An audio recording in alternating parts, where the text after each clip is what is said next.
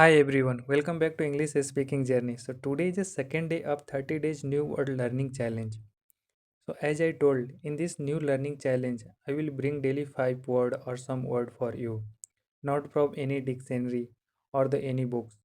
I will bring from the you can say news article, podcast, blogging, or sometime I heard during the day, so that all word will be very useful for your daily English fluency, speaking fluency. So let's start. First word is dent. Dent exact meaning is to damage a flat surface by hitting it but not breaking it. For example, I accidentally made a dent in my car when I was rushing to buy sweet for Diwali. Or you can use this word in different way, because I listened this word in one interview, politician interview, where the reporter was asking to whom you are going to dent in coming election. It means to whom you are going to affect badly. So you can use this word in that way also. Next, essentially means you can say something very extreme level.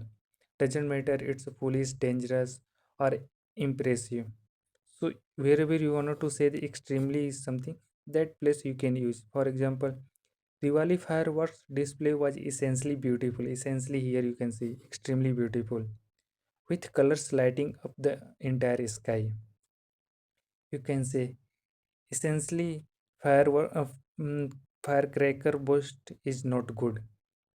Next, malfunction. Malfunction to fail the function properly.